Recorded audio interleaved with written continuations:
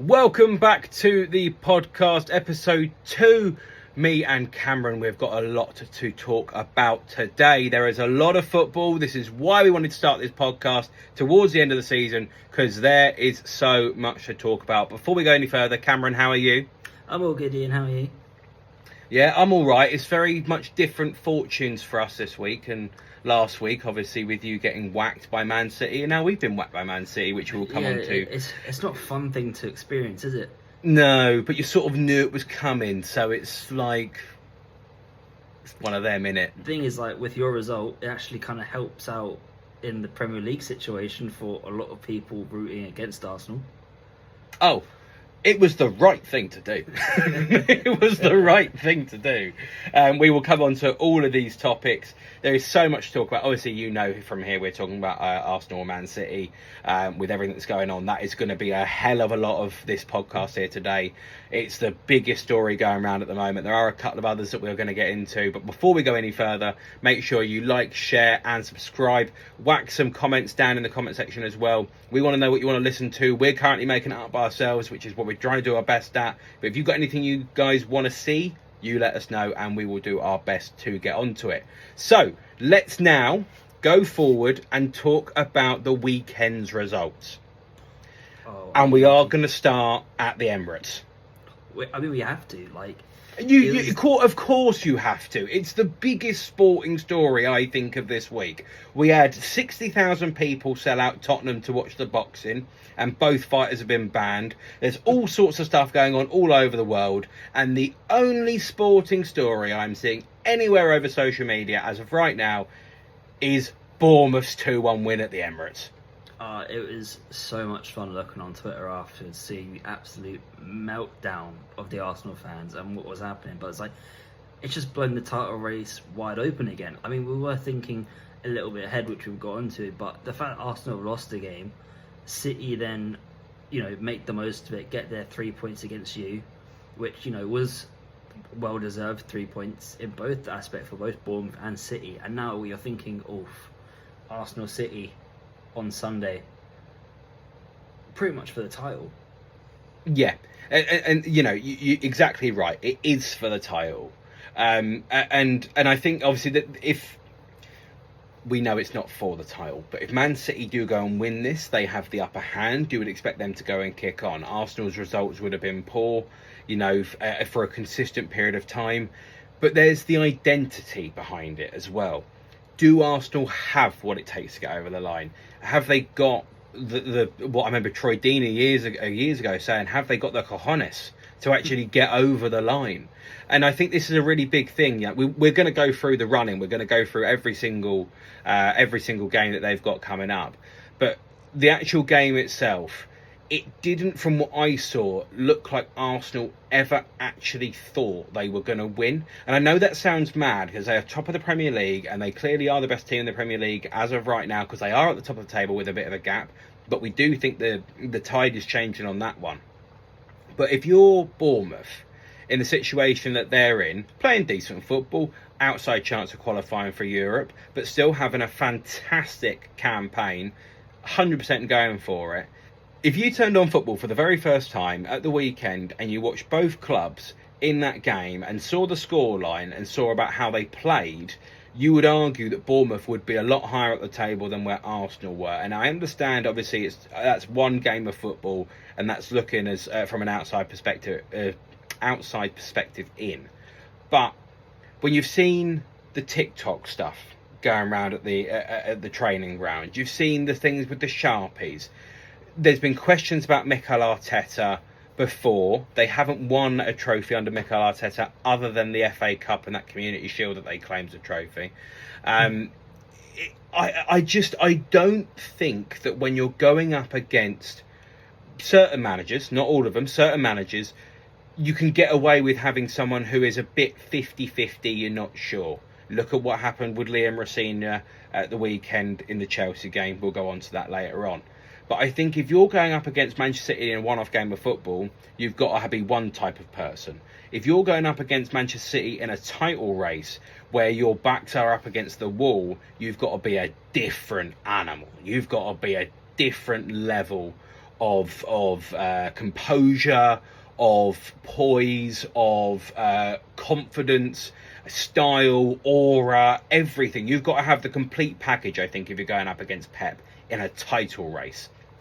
And I think we all agree that probably Mikel Arteta hasn't got it, which is why everyone is looking in at Arsenal and thinking they, after being 9 points clear, I've said it for a little while that I think Man City will win the league, but even I dipped my faith over probably the last 6 or 7 weeks, where I thought, no, Arsenal have got this wrapped up. But then in the last 3, I've been given hope again.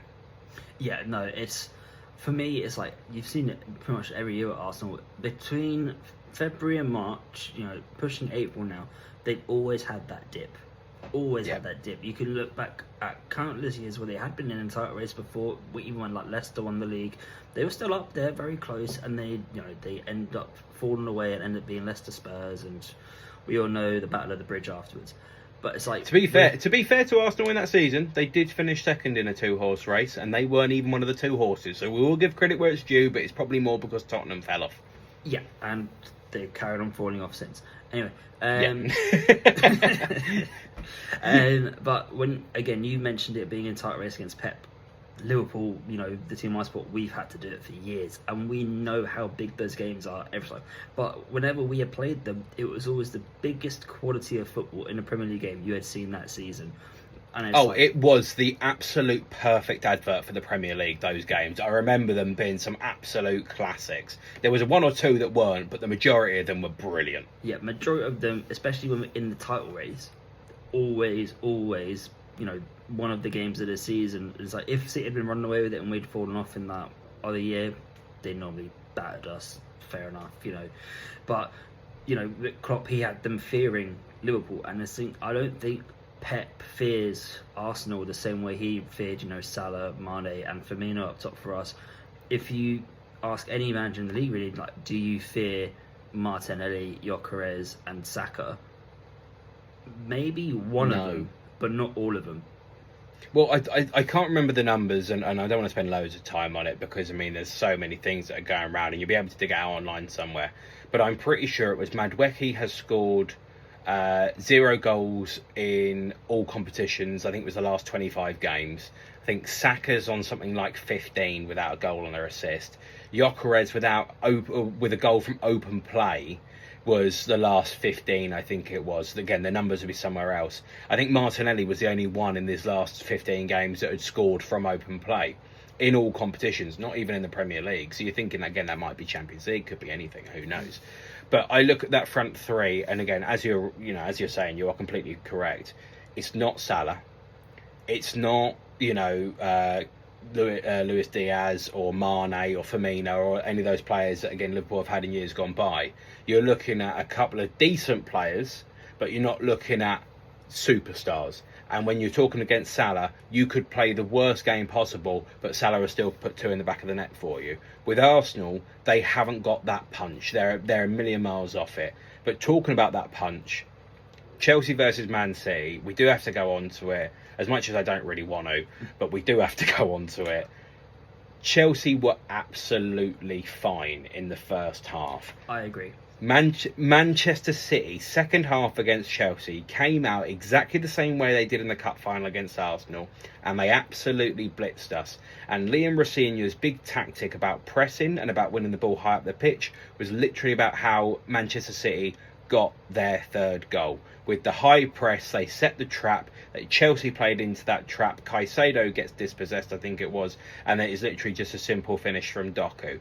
But Chelsea, I want to know your opinion because I was at the game, so I'm a little bit more biased, obviously, because of different circumstances. Yeah. But what did you make of Chelsea? Did you think they did enough to get a result out of that game in the first half? Because I would be lying to you if I said there wasn't a point yesterday in the first half where I looked at it and thought, we might win this. Yeah, I was, especially the first half. I think if Cucurella was obviously that split second slower, having that through ball before putting the ball in the back of net, completely different game. And yeah, I would completely agree with that as well. Yeah, and up to the point, I thought you guys were fine. Like, you were playing good football. You were taking the game to City. You were, running at them, counter-attacking. And a lot of times, City were, I'd say, quite frustrated in that first half. But then second half, I think it's more of a case of, like in that cup final, City calmed down, controlled the ball more, got Cherky on the ball, who has turned out to be a fantastic player for them, by the way. I mean, different gear to see live as well. Like, he was giving it to the fans, and like, I mean, I should be annoyed that he's giving it to my fans, but you're like, not being funny, mate. But I mean, like, we haven't been able to lay the glove on him at half the time. So yeah, if anyone deserves to do it, it's him. I mean, like, Rolls Royce of a player. I mean, like, he is different, technically gifted, different. He might not get the plaudits, but he is a superb footballer, and what a signing he's been. Yeah, I was like even thinking like French national team come the summer, will he even start? That's also another thing you got to think. But that's just how good he is right now in the Premier League. He's just by far like one of the better attacking players by far. Like, he reminds me of Coutinho a little bit at Liverpool. I get it. I do get what you mean by that. So it's like obviously two different players still, but like I can see similarities in this game from when Coutinho had like first joined and started getting up and running with us. But yeah, City, Cherky, just different animals at the moment. Especially, I think they just need the first half to just figure themselves out. And it's like, you know, the game comes Sunday at the Etihad against Arsenal. It wouldn't surprise me if it was 0-0 at half time and Arsenal had been the better team. It's exactly the same thing as that cup final where Arsenal were the better team in the first half, but no one remembers it because of how good City were in the second. And you know, I would tend to agree with you. I think, and you know, we'll go into the run-in now, just because I mean the run-in in itself is, you know, it's very big. If you've got Arsenal's in front of you, I've got Manchester City's. I mean, we talk about the first game coming up. I'm pretty sure it's the top of your list. It's on the top of mine. I'm pretty sure it's Manchester City versus Arsenal. Have you heard about that game? Well, I mean, in between, I guess Arsenal have another game to worry about, the Champions League against Sporting at home. Oh yes, of 1-0 advantage. Yep, just before we get too far ahead of us, like, they do have another game, but Arsenal lost the Carabao Cup. They went out to Southampton in the FA Cup. They've had a big defeat now in the Premier League. Okay, they're a goal up against Sporting, but that was only a last-minute winner by Kai Havertz in what was a fairly even game. Mm-hmm.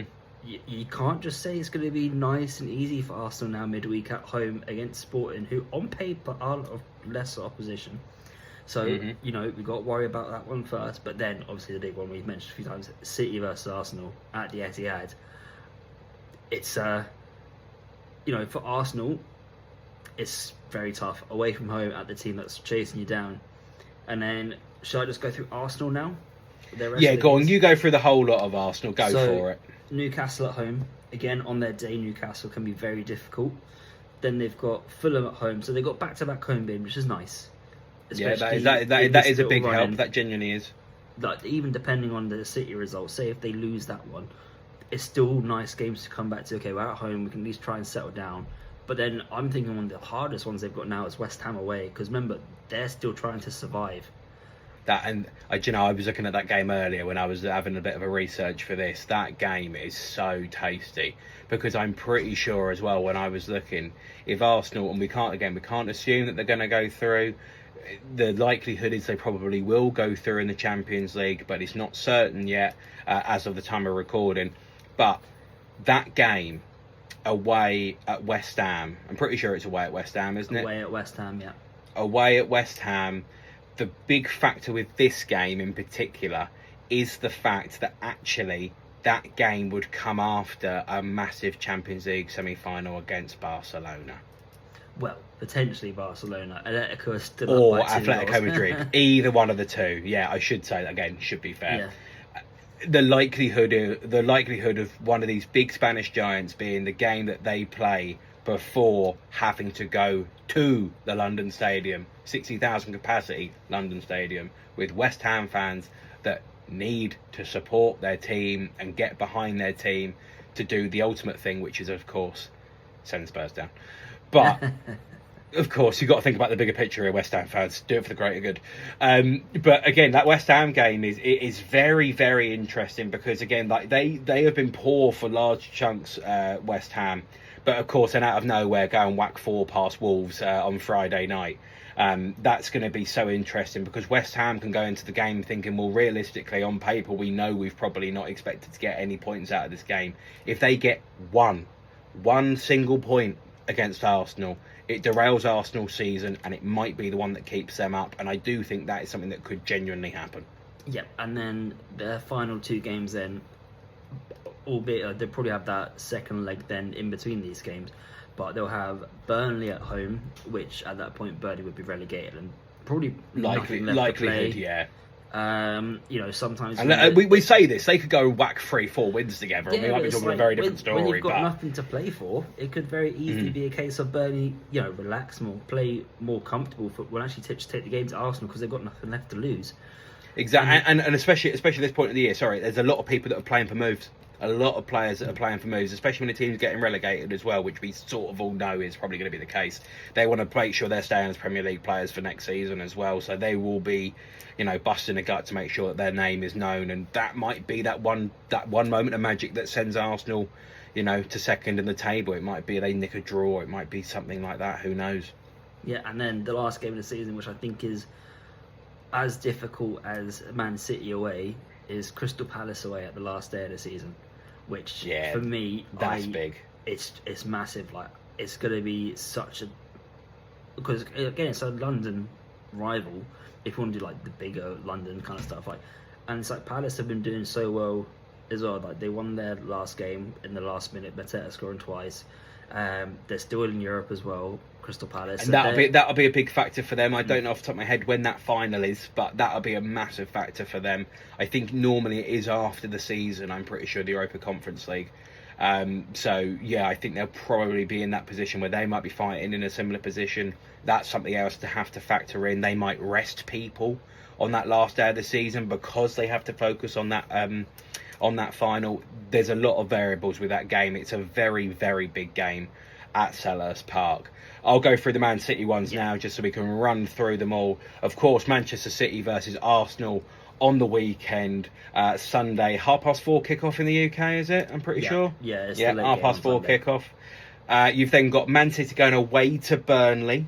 They are then at Wembley in the FA Cup semi-final against Southampton, a game that you would probably assume that they then go on to win. You've then got Everton away for Manchester City. You've then got Man City versus Brentford. Lovely home tie against Brentford. Bournemouth away is a tough game for Manchester City.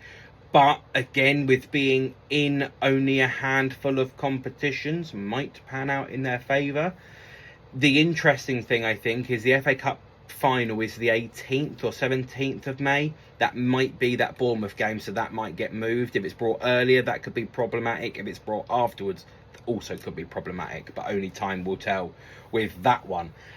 So you got, let me just run through it very quickly. So you've got Arsenal at home, Burnley away, Southampton at Wembley, Everton away, Brentford at home, Bournemouth away, and the last 2 games, as it currently stands, is Palace at home and Aston Villa at home, with especially those last 2 both being in with a chance of making a European Cup final.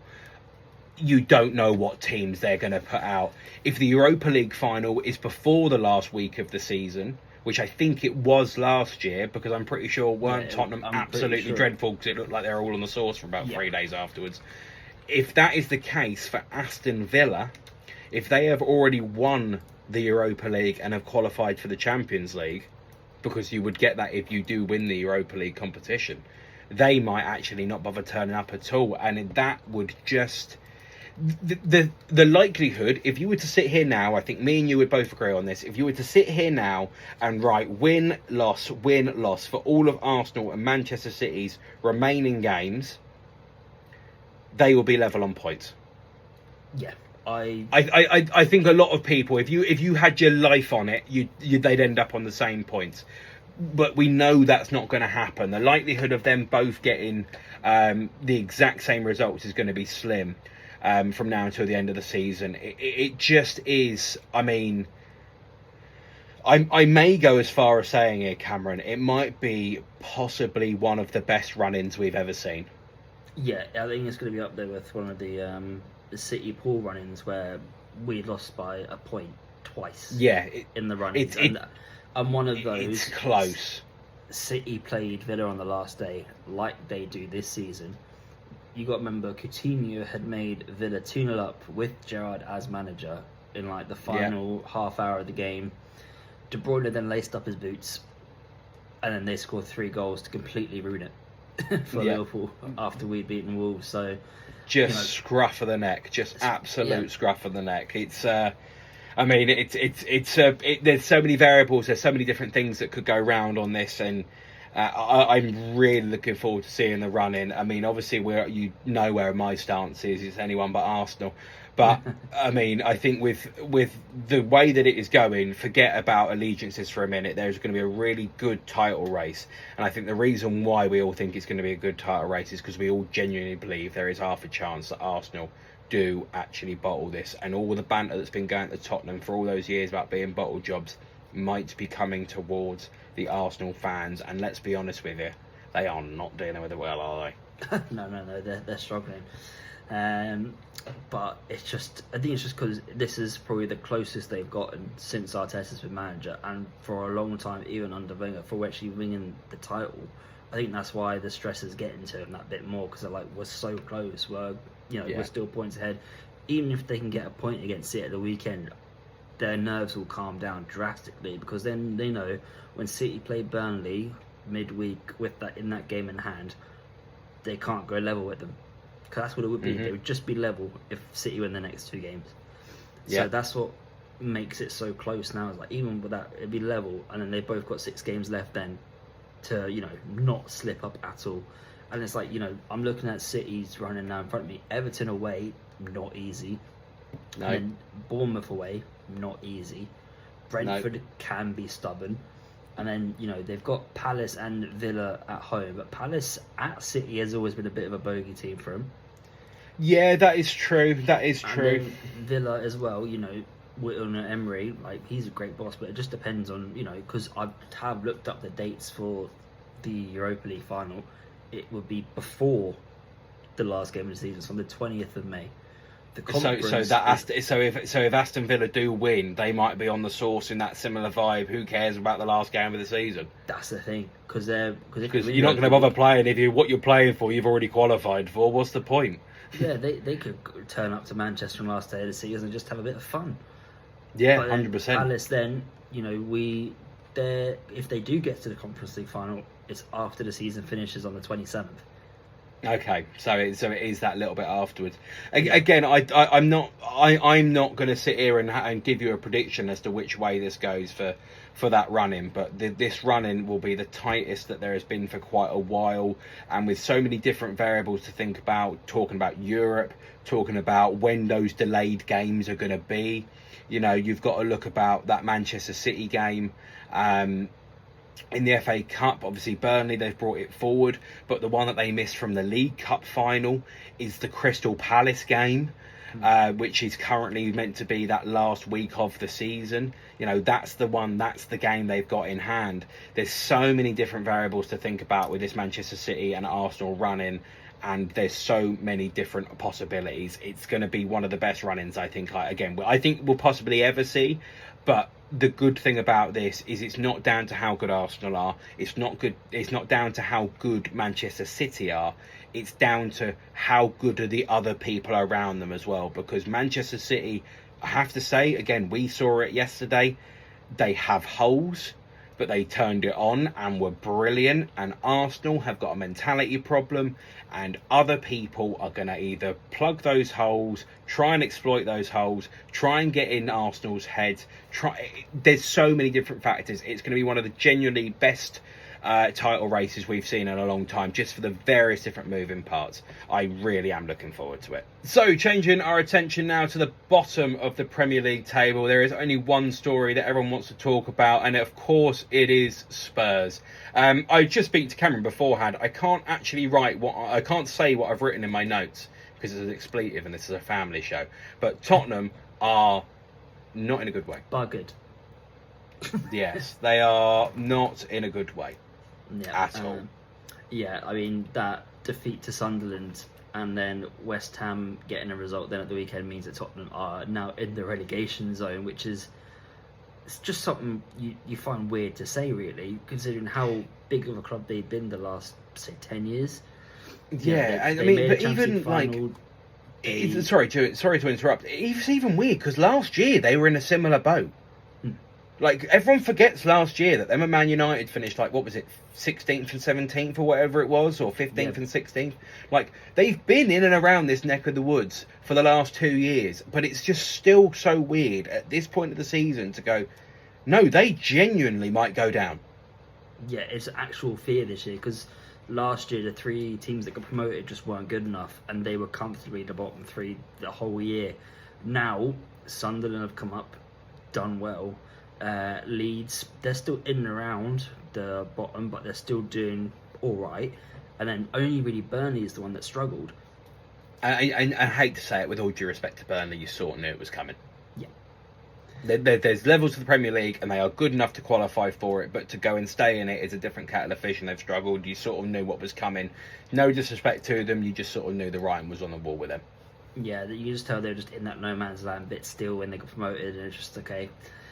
You know, right, we'll see you again in 2 years' time. Yeah, it's West Brom, Watford, there's a few of those. There's been loads of teams of a similar vibe. There's loads of them. Fulham were like that for a while as well. They kept coming up and down. So, yeah, it's not something we haven't seen before. It's something we will see again. But, again, Tottenham, what I want to do, Ian, I'm going to tell you their last 6 fixtures. And I want you to tell me how many points they get from each game. And then I'll make a tally as we go on. To see, there was a moment in my head when you said, "Oh, I'm just going to read off the last six fixtures." The first thing in my head that I thought of is, "Oh, are they all in the league?" And then I realised they are out of everything. Of course, they're all in the league. Yeah. Okay, go for it. Tottenham, last 6 league fixtures. I want it. All right. So first off, they're at home to Brighton. Loss. The De Zerbi derby is not going to go well for them. I mean, you just said it just before we started recording this. It was the last 3 results. Brighton are the only team to win all 3 games, and I'm pretty sure they've won 4 of the last 5. Like, they are. I think genuinely they are the most on form team in the Premier League as of right now. I'm pretty sure. I think it's probably them and Arsenal. But obviously with that massive loss the weekend, it doesn't feel like Arsenal. But in the last 5, it's Brighton and Arsenal, and I just think again that's a foregone conclusion for me. Not because I think that Brighton will have to do anything amazingly good. They play great football, but Spurs have got so many holes, especially now with Romero being out as well. They are going to concede. Are they going to score? Probably not, which then means they have lost a game, and I think that's probably going to be quite a consistent feeling. All right, so you're saying no points versus Brighton?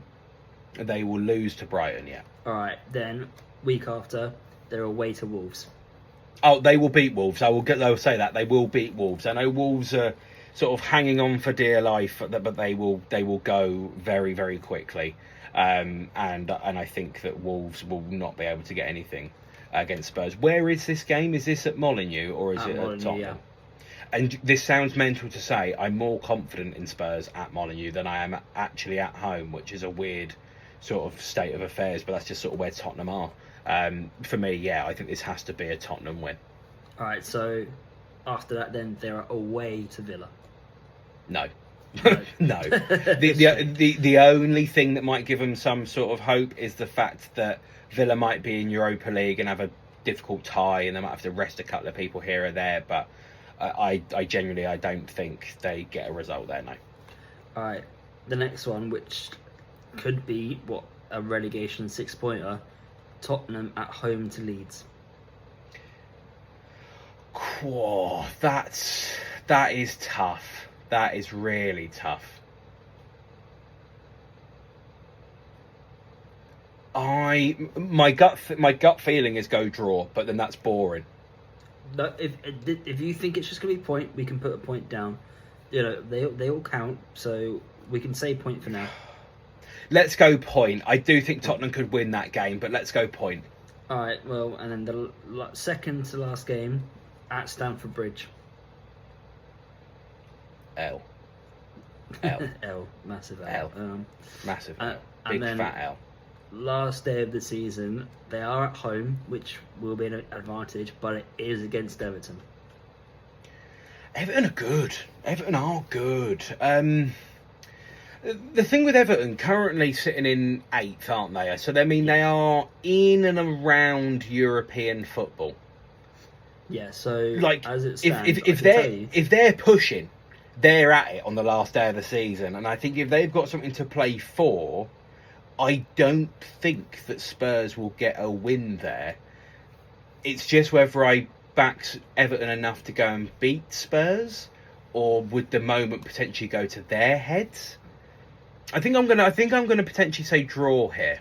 Okay, so you're predicting Spurs will get 5 points in their last 6 games, And that would then put them up to what, 35? It'd be 35. So essentially means, correct me if I'm wrong, that any team above them just needs a win, and they will be at very least level on points with Spurs. Yeah, that is what it is. I mean, obviously, one of the main talking points then was the Leeds game, where you're thinking, okay, could they not? You know, depending on that one, maybe Leeds come back down into it a bit, but again, maybe it's still not looking great for them in the last games of the season. And this is just us looking at it thinking, okay, can we actually get a point at least? But even then, you're thinking, we don't see it happening. We're not confident in Spurs going forward and actually, surviving the Premier League this year. The thing with hiring De Zerbi, right, is they've had to commit a lot of money to him, because it's the only way that they've agreed to say yes. Either that, or there is some wicked clause in his contract saying that if they do go down, then he just gets out of it scot-free, and he just takes a massive payday for 6 weeks or whatever it is. I don't know that for a certainty, but it wouldn't surprise me. But I think the thing with De Zerbi coming in and then giving him the money, there's an element of it that is desperation from Tottenham. There is a big desperation element from Tottenham of where do we see ourselves as a club? What do we want to do as a club? Because we see ourselves as a big team and we need to stay in the league. So let's throw the money at it that we can to make sure that we stay as a Premier League team, and then we go from there. That's one way to look at it, right? Which is that it's like, gung-ho, let's absolutely go for it. There is a part of it that you have to look at it and think, do Spurs actually think they will be all right in their last 5 games and De Zerbi will turn it round, and then they're going to have a manager for the next few seasons? Do Spurs as a club think, although we clearly don't want to be here, we're not far away? That's the really interesting crux of it, because how important the manager is and how important the players are when the going gets tough changes massively, like absolutely massively. Tottenham are not down the bottom of the table because of the fact that their tactics have been poor. They are down the bottom of the table because quality wise they have not been good enough, and they've been hit by injuries, which really has not helped their quality. That does not mean that a manager can't wangle a few results out of it. We have to base off what we've seen, and the Sunderland game, simply put, they were not good enough. But Brighton is their next game, who are level on points with Sunderland, sort of says everything you need to know. You should be expecting a similar sort of result, and I don't know what the score was with the last time they played, but for me, if I had to put my money on Brighton or Sunderland, I'd pick the better footballing team, which as of right now I'd say is Brighton, but it is very, very close. Yeah, no, I would, I'd probably back Brighton to, beat Sunderland if they were to come together, just because of how they play. But even then, Sunderland are just stubborn as well since they've come up, and they've been just solid since they've come up as well. I remember, I think it was like I was a bit fearful because they were signing so many African players, and then you had AFCON, so I didn't know how many. Yeah, I thought it was going to be a big problem. I thought they weren't going to get a result for 6 weeks. Yeah, but they still managed to have a really good run in that AFCON period as well, and it's like, they've done well. They're solidly mid-table. What they wanted to do, they've beaten Newcastle in a derby game, I think twice this season. So it's like, they did, both times with late goals as well. Yeah, so really they've had a great time so far. They've done what they wanted to do in this first season of the Premier League, and now, we'll go back to the Brighton and Tottenham's. Like Brighton, they've always been a good Premier League team. They've always been solid. They've always played well against the big teams. Might not have gotten the result they deserved, but it's like they've always just been a good team where they've got a good chance of I feel like, winning sorry to interrupt. I feel like with Brighton, you have to at very least go and beat them. Yeah. Like, you can't just turn up and you just get the right result that goes in your favour. There has to be the element where you have to turn up and beat them. And it's not that straightforward. We're saying about Brighton and Sunderland as of right now, consistently mid-table, right? They're a point off Europe. They are a one win away from going above Chelsea and going into the Europa League. I think that's the same with Everton as well, because of how well they've It's been doing Everton. as well. It's Everton, Brighton, Sunderland, Bournemouth. Essentially, Bournemouth, I think, need goal difference to go in their favour, but still, those 4 or 5 with Brentford, Everton, Brighton, Sunderland are, they are the ones that genuinely might have half a hope of getting into European football. But again, there's so much football still to come. I mean, there's a lot. We can't say exactly who's going to pan out of that yet. 6 games is still a long time in the Premier League. It is a long time in the Premier League. Champions League now, obviously the 4 ties happening over the next 2 days for us. It may already have happened for you guys. We just spent just a couple of minutes just quickly, Cameron, just sort of going over the ties and just sort of where they are, who we expect to go through. Maybe we are wrong and some of these ties turn against us, but obviously time will be the teller. Going off of the first round of games, obviously Arsenal's win in Lisbon, a late winner. They are ahead.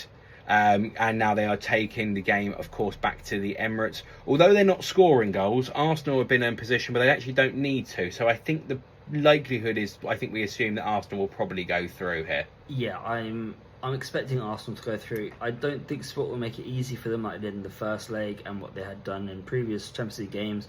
But yeah, Arsenal, I think there will be a goal up at half time.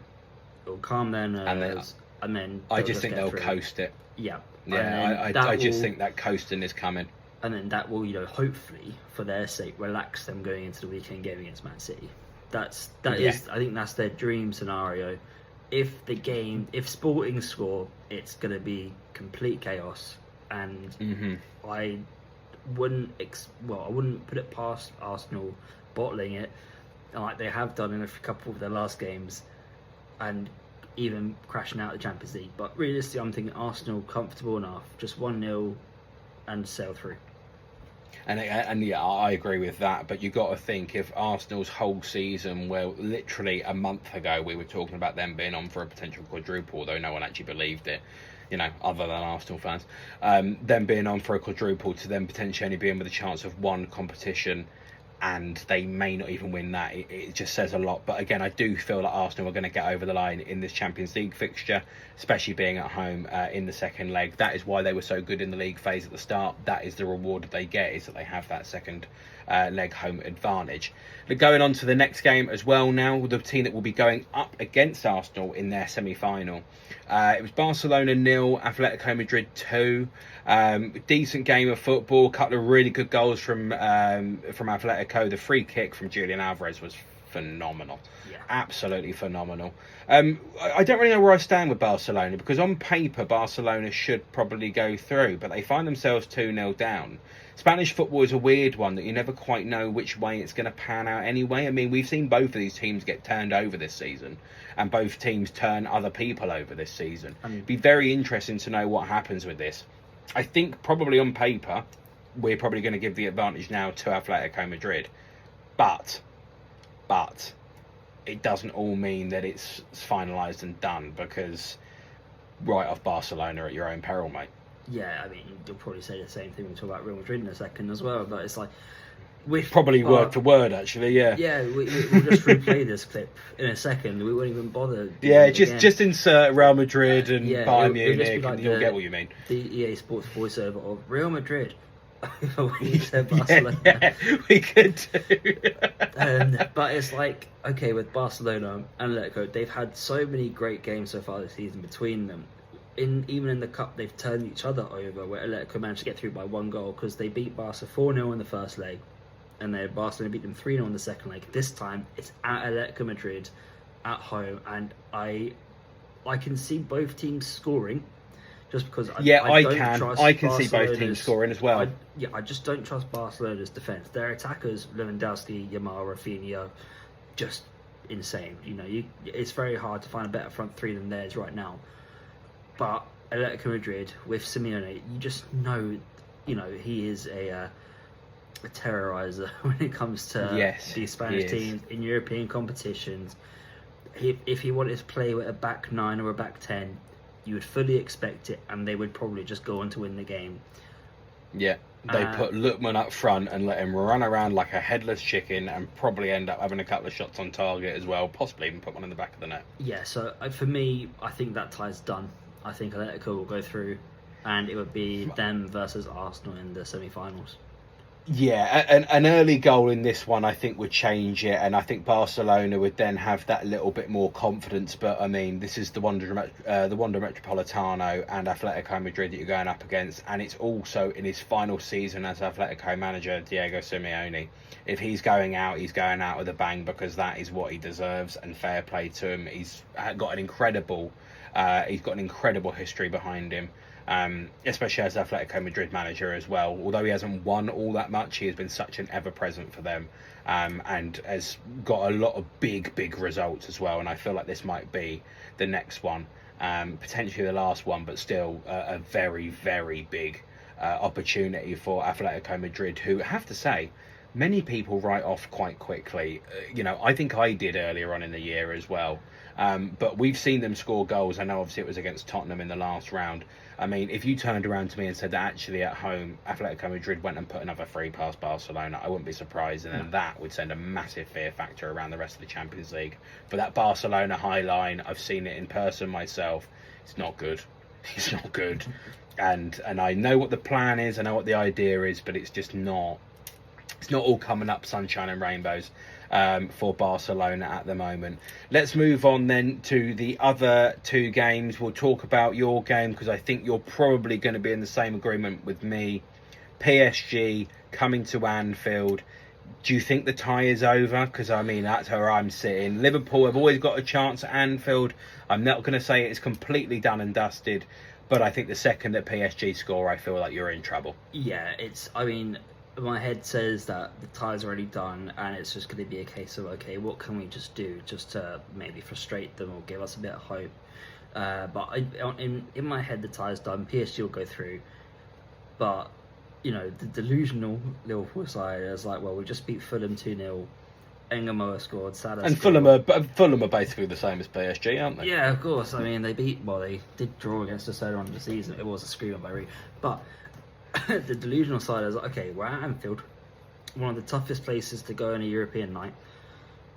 You've got... Yeah, I mean, your atmosphere does get made a lot of, and I have to say, I don't know if I always agree with it, but Champions League nights, yours and ours, are both double decent. Like, they just genuinely are very decent. It's like, okay, Premier League, the atmosphere at Anfield might not be the best in just like, the 3 o'clock kickoffs or against teams lower down. But when it comes to Champions League, midweek under the lights, there's honestly no better atmosphere. There's just a different it's like quality oozing out of a ground on a Champions League night. Like, obviously we played PSG last season in the knockouts of the Champions League. Somehow we you went out on penalties, didn't you? Yeah, that's the thing, and we were the only team really in that Champions League run that could hold PSG to such fine mark. I know, Villa came close and Arsenal say they came close, and then Inter Milan got destroyed in the final, which was the biggest, score differentiation ever in a Champions League final. So it's like, we'll have that at the back of our minds thinking, okay, well, we can do it. It's only 2-0. We had a good result of the weekend. Only thing is that I need Slot is just to play Engamoa and Salah. He decided to bench Salah in the first game because, he did have a stinker against City in the cup, to be fair, but like on those big nights, you need your biggest players to be on the pitch, because even if they're still not playing well, I completely agree with that. That fit completely agree in the defender's mind is still to be there. It's like, this is still Mo Salah. He can still, he might not be playing well, but he can still score crucial goals out of nowhere. And then the other side, with the inexperience that Engamoa has, that will frighten them as well, because they're like, okay, what is he going to do? What can he do? Plus this really... Yeah, we don't know what we're coming up against. Yeah, and it's like, the last 3 games he started, he's got man of the match. So it's Yeah, like, that's a very you good know, point. well, I really like him. I haven't I seen a love lot of Rio, but I mean, from the glimpses that I see, I really do like him. And I remember Chelsea going up against Barcelona when we beat them 3-0 at the Bridge in the group stage. Esteval had an absolute blinder, and they did not know what was coming from him. And it could be a very similar thing for Rio.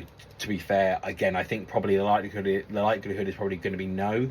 But I mean, if there's any time to have a night like that where you announce yourself on the world stage, PSG in a quarterfinal is definitely going to be the one. Yeah. So, yeah, I mean, I think me and you are probably on the same wavelength, thinking that Liverpool probably do bow out, and we're talking about Champions League semi-finalists in PSG, and then it's just who they're going to go up against. Because again, we spoke about it very briefly beforehand, but this is right off Real Madrid at your own peril. But with that being said, I do think that we're going to get a Bayern Munich versus PSG semi-final, and what a tie that would be. Well, it would be a repeat of the 2020 Champions League final. Was that weird COVID one. Yeah. And again, it was only the one goal that separated them in that game. It was, and hang on, who scored it? Let's see if I can cast my mind back. Oh, well, I've just said it, so it's in case you. I did not hear it. I genuinely didn't hear it.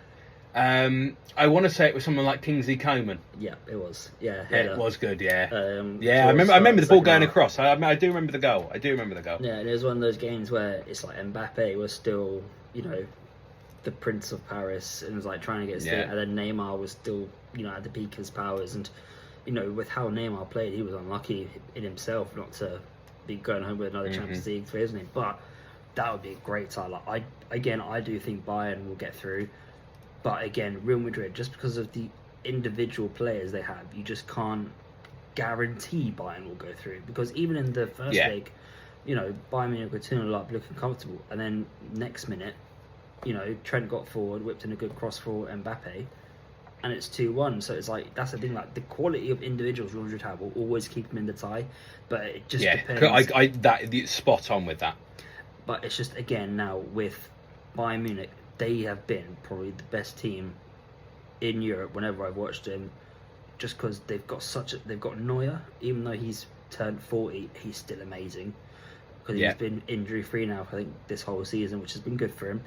Defensively, and there's a lot of people that are still talking about him going to the World Cup as well, and I know it's already come out, and he said it's not going to happen through conversations. But again, the fact that you're 40 and still in consideration to go to World Cup for your country is everything you need to know, which I love. That Neuer's playing great football at the moment. He's just going to be third choice keeper or something for him. But then you've got a solid defence. Upamecano has been so well this season. He still has the mistake in him, but again, his levels, even in that Real Madrid game, he was still very good, bar like one moment.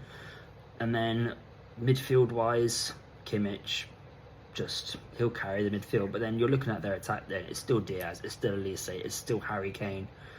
Yeah, and Carl as well. Great the footballer. Youngster. Then great footballer. You've got Musiala, who's back now as well. You've got Gnabry then as well. They've got so many really good attacking options, which is going to make life for Real Madrid so hard at the Allianz. I think it's going to be a bunch of ifs here, who scores first, because I think if Real Madrid can stop Bayern from scoring in the first half, they'll have a big chance. But if Bayern manage to get even just the one goal, that's it. But I think the tie's done, Yeah, I think on paper, our semi-finalists will be Atletico Madrid, Arsenal, Bayern and PSG. And I tell you what, as a Final Four, I mean, that's right up there as well. That's the sort of teams you want to see. It's the calibre and it's the standard of the competition where it is at the moment. And I mean, you could say any one of those teams does go on to win it. You could even say Arsenal go on and win it because they have a defensive masterclass. It could be anything. It's genuinely going to be really, really good. Although I do worry that whenever we get to a final, regardless of which of the two teams makes it from either side, I do have a feeling we might be in for a final that's sort of similar to last year, where you see a team just run away with it. Maybe not 5-0, but a similar sort of scoreline or similar sort of game wouldn't surprise me. Shall we just now go on to, again, talking about high standards, shall we keep up with what's going on in the National League? Oh, yeah, it's So it's still very close at the bottom, but York are just ahead still. Again, still the 2 points, but I was looking at it and it's like York could draw their last 2 games and become champions. But Right. if they lose one of them, they'll finish second. And that's mad. That is mad. You could just go in with 2 draws. Obviously, they're not going to do it. Of course, they're not going to do it. But the fact that they've got to a point where 2 draws would be enough is a weird thing. But York, again, one thing I noticed over the weekend is York at one point were 5 points clear at the top of the league for about half an hour, 40 minutes-ish, something like that. Because Wealdstone had the lead. They did have the lead against Rochdale for a good while, and I think it was only goals in about the 78th and 90th minute, I think. The Roch goal came from behind at home to end up getting a result against Wealdstone. So, I mean, obviously a massive result for them in the grand scheme of things for the title race. If they would have lost that, I think they could have kissed it goodbye pretty much. And that horrible last game of the season at home would have been awful. But with the 2 teams still playing on the last day of the season, York staying up there as well, there's a lot to play for. There's a lot of good football coming up as well. And that's going to be a prime example. And I think also as well, Cameron, for obviously people that we know the National League, we commentate in it. You know, I think you watched it before as well when you've been doing commentary for many years with Sutton. I watched it as well when Wrexham and that story was going on. I was watching the documentary, then started to keep up and, you know, understanding about like the level and whatever. My local team, Wealdstone, were in the league at the same time as Wrexham. I remember there was a fantastic episode of that Welcome to Wrexham story where Rob McElhenney invited all of his mates down to the pub to watch the Wrexham versus Wealdstone game, and Wealdstone held on for a 0-0, which was absolutely hilarious. You had all of these Americans hoping that they were going to get, oh yeah, we're playing really well and we're doing, you know, fantastic. And like all of his mates were just in the pub going like, was that it? You know, like this is awful. Yeah, it's like one of those ones where you're hoping there's a goal. Yeah, really, exactly. Like, that's all you need is just hope there's a goal. It's the first rule of anything. If you're travelling anywhere or going out of your way to watch a particular game or a particular sport, I just need to see one score of whatever it is. I don't care what it is. I just need to see a goal, a try, a touchdown. I just need to see something that means I can cheer at some point. They didn't have that, which was very funny. But again, I've watched the league for a few years. The quality of the games that you will see is genuinely very, very good, you know, and I know we keep mentioning this story. We had it last week, obviously had it this week, and then unfortunately I think it'll be next week will be the final week we ever speak about it, I'm pretty sure, which will be a right bummer. But again, that game is coming up. Please do try and find some time to watch that game, because I mean the quality will be, you know, as an entertaining game of football, will be as good as it possibly can. You might not see a ground of a massive capacity. You won't see players and names you'd have heard of. You'll probably see various different people. But it is still a professional level essentially now, especially the teams at the top. It's a good quality of football, and it's going to be a fantastic spectacle to end the season, I think, as well, because there is a lot to... there's a lot to play for, and even the playoffs and stuff. I mean, you still got to go through that, but particularly that title race with being those 2 teams right at the top of the table, York leapfrogging at the last minute.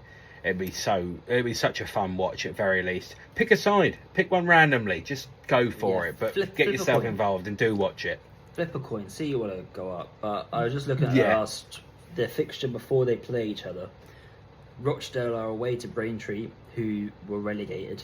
Now, it was last week, and then York playing Yeovil, who are also down towards the bottom, but like still, you know, they were comfortably like I think they're like 16th or 17th, so easy enough games for both of them going into before they go into the final to play each other. And it's just gonna be so mad because they're both over 100 points now, and only one of them could still potentially only be promoted.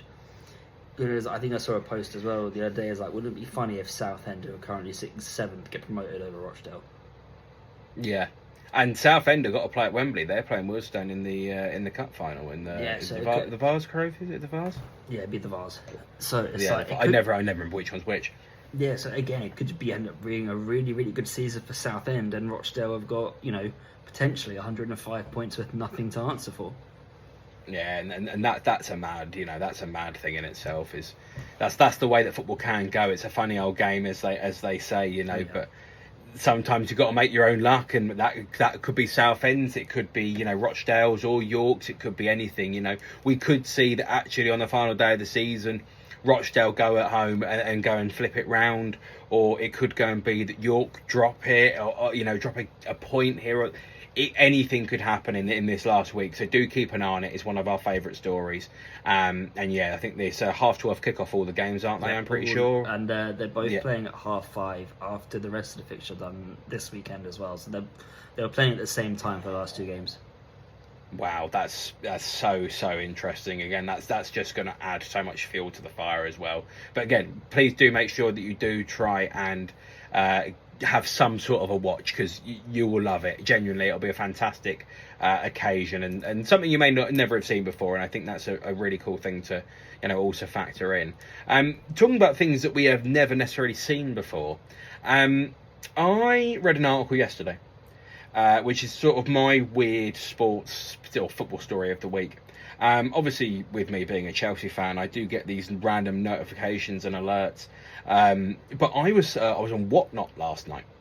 I was on Whatnot and I was looking at sports cards, minding my own business. Right. And I see in the chat someone pops up with a message saying that John Terry has bid to buy Colchester United. Did you know about this? I hadn't seen that one, no. Right, so John Terry is, and supposedly, I started having a look at this to see if it was, cap or if it was actually legit. John Terry is currently in a £14 million ownership consortium that has aspirations to buy Colchester United, who, funnily enough, his nephew plays for. So you can see the link there, real quick. Yeah, you can see the logic behind it. Yeah. But I mean, it's a weird one, because obviously, I don't want to sort of name drop here, but Baller League had John Terry as one of their managers. Okay. And there was a lot of things that was going on in terms of John Terry wanting to be a football manager, which I have to say I think he'd be really, really good at. I genuinely do, and I feel like he's going to be one of those. The Villa assistant coach at one point. He has only ever been an assistant, yeah. He has never been a manager of a first team. He has had offers, but he said that to be fair to him, I will actually give some credit where it's due. He basically said that he started applying for jobs, and he was trying to go in at championship level, Premier League level if he potentially could. But he was trying to go for that championship level, thinking if I sort of learn my trade here, do what I can, and then go up. Or maybe he takes a team up and that's how he becomes Premier League manager. He seemed quite reasonable in sort of how he was approaching everything. But then very, very quickly, that sort of stopped. Then the Baller League stuff came in where he was managing again. And it seemed to be that the only offers that he was ever getting to be a manager was of League Two. And he was like, I'm not going to League Two, because I'm talking about, we're talking about an England international here that's played at such a high level and has won every single competition for his club that he possibly can. It's an incredible achievement. Why would you want to go to League Two? So maybe, again, we know he wants to stay in with football. We was doing academy stuff at Chelsea, helping out with the youth setup down there, and he's done a various amount of different things as well. But a £14 million bid in a consortium, now that is not £14 million of John Terry's own money. Let's just have that right before we go anything further. He'll probably put 2 or 3 million into this consortium, maybe even less. I don't know. But it's definitely not the whole 14 million. I mean, is that the route he's going to go down? I mean, because we're talking about, Robin Ryan at Wrexham. You've got Snoop Dogg is at Swansea, isn't he? I'm pretty sure. You've got, there's this Michael B. Jordan at Bournemouth. You've got, I think it's LeBron James at Liverpool. Liverpool, yeah. I mean, this idea, I mean, obviously maybe it's a little bit different because it's a footballer going into a football club, but this idea of being, an owner now comes with that little bit more, more oomph, shall we say. It maybe seemed that little bit more allure, and maybe that's just the way that John Terry's wanting to go. But do you reckon this is going to be sort of like a regular thing where you start to see people all of a sudden taking up roles that you just never saw them ever doing. I think it's becoming more fashionable again to own a football club, because even in lower than Sutton in the National League South, you've got KSI now at Dagenham. So Of course. KSI at Dagenham, think, another one involved in Baller League as well. So I think it's going to be over the next couple of years, maybe let's say 10 is like the longest. You're going to have more bigger names of, like, whether it be ex-professional footballers or actors or just like bigger kind of businessmen or women that would be like, okay, I want to get into the football business, because in the Premier League, we've seen how much money gets pumped into that now with all the TV deals and stuff. But now it's like with Sky Sports, a lot of Championship, League 1, League 2, and National League on the zone. Everyone's starting to get a bit of the slice of the TV coverage and the TV money. So if people can get in now, the clubs will keep going as long as they do well, get the odd promotion here and there. It will be a lot more exciting for those to come into it and think like, okay, well, we're looking at Rob McElhenney and oh my god, his name escaped me. Ryan Reynolds. They've come in as they're like, okay, we want to see what we can here, and next thing you know, they're in the Championship. They've done well. I think they've fallen off a little bit now in the place that they have. I think they're about 8th or something. They're just outside the playoffs. I think I think someone else around them's got games in hand. I don't think they're going to end up in a playoff spot. But even then, after 4 or 5 years going from National League to Championship and then potentially was it not 3 back-to-back promotions? Yeah, so it's like, but they never got promoted in that first season. They lost in the playoffs in the National League. So it's like it's still been the whole journey of, okay, let's try it again. And then they went on this amazing run where they got promoted each time. Which, okay, they could say, okay, Hollywood money and stuff, but like, they still have to spend the money right. Yeah, exactly. You can't just whack in 20 million on a squad and assume it's going to be fine. No, that's what Tottenham have tried to do. I mean, a bit more than 20 million, but yeah, but, 200 million at Spurs. Yeah. But yeah, no, it's very interesting. We'll go back to the main part. Like, Terry is now trying to get into the Colchester thing, but again, he could have the other intention of, okay, well, if this manager doesn't do well, I could potentially step in and see what I can do with Colchester. I hadn't thought about that angle of it. Yeah, I quite like that idea. Because then it's like, by that point, he would know the club enough. He would know the players, so then he could then implement his own ideas. Or it'd be a case of he is more of a step back like Ryan Reynolds and Rob McElhenney, and it's like, okay, well, let's see what I can do from this club as an owner point of view, or even in the NFL, like a general manager. I was like, okay, what can I do for this club to bring them forward and get this name going in the football world, not just as a player now, but as maybe like a club owner, or as you said, he might want to be a manager.